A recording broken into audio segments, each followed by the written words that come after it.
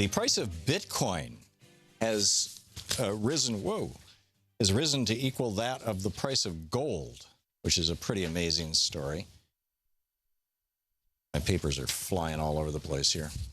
This is at the top of the news mine that I get with my Financial Times subscription. Every week they have this summary of the news.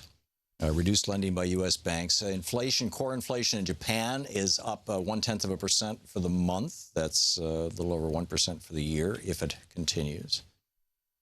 Household debts in China equal 45% of GDP. That's double the 2009 levels.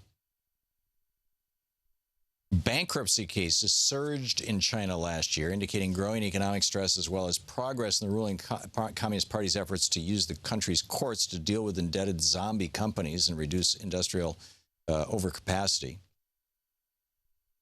That's interesting. So they're not viewing that so much as a disaster. And then with regard to wages, our average hourly wages. This is what you're competing against if you want to be an American manufacturing worker.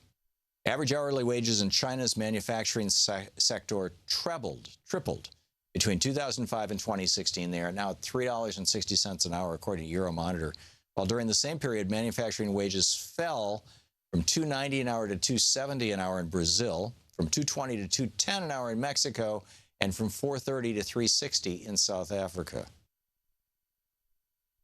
It looks like all around the world, the economy is just trembling on the edge. This is what Alan Greenspan referred to as froth, as irrational exuberance. And what's going to happen with this? Well, we'll see. We will see. And finally, in Texas, the state has, anti-marijuana laws. And, Houston is a fairly Republican town. There's, some good progressives, some good liberals in Houston, but, it's Texas. And day before yesterday, Harris County, the city, where Houston is, took an historic step toward freedom and common sense, according to Justin Gardner over at the Free Thought Project. The district attorney for Houston, Kim Ogg, is rolling out the misdemeanor marijuana diversion program. It effectively decriminalizes possession of less than 4 ounces of pot. If you're caught with 4 ounces or less of pot in Houston, the police will basically write you a ticket.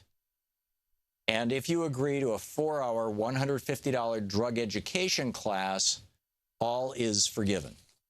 Right? You don't have to, you don't have to do anything. You don't have to go anywhere. It's just, all is forgiven. No criminal record at all.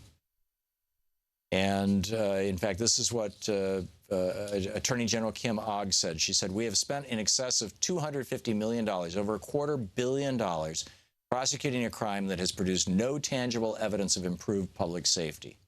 We have disqualified unnecessarily thousands of people from greater job, housing, and educational opportunities by giving them a criminal record for what is, in effect, a minor law violation." Harris County spends $26 million a year prosecuting about 10,000 misdemeanor marijuana cases every year. $1.7 million for evidence testing, $13 million spent housing marijuana offenders. Well, that's the point. It's a multi-million-dollar business. But apparently Houston does not have, maybe they do have private prisons that are lobbying against this and private drug testing companies, but if so, it looks like, they don't hold sway.